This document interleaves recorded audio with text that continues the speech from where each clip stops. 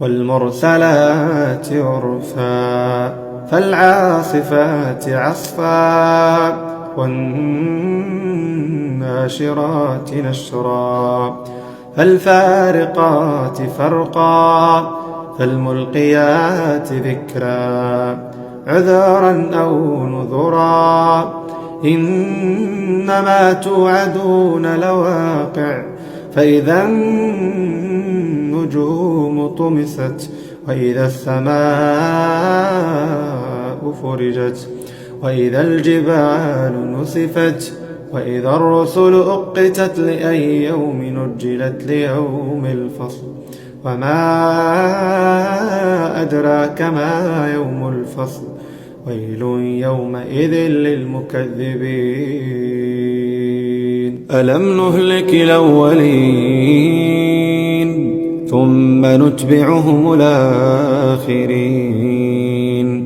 كذلك نفعل بالمجرمين ويل يومئذ للمكذبين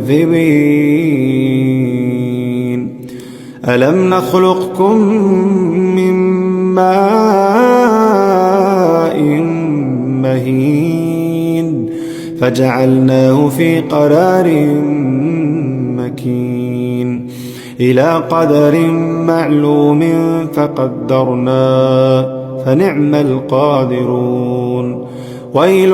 يومئذ للمكذبين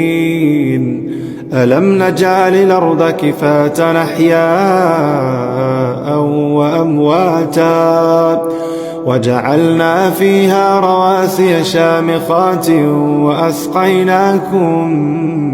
ماء فراتا ويل يومئذ للمكذبين انطلقوا إلى ما كنتم به تكذبون انطلقوا إلى ظل ذي 3 شعب لا ظليل ولا يغني من اللهب إنها ترمي بشرر كالقصر كأنه جمالات صفر ويل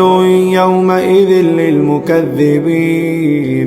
هذا يوم لا ينطقون ولا يؤذن لهم فيعتذرون ويل يومئذ للمكذبين هذا يوم الفصل جمعناكم والأولين فإن كان لكم كيد فكيدون ويل يومئذ للمكذبين إن للمتقين في ظلال وعيون وفواكه مما يشتهون كلوا واشربوا هنيئا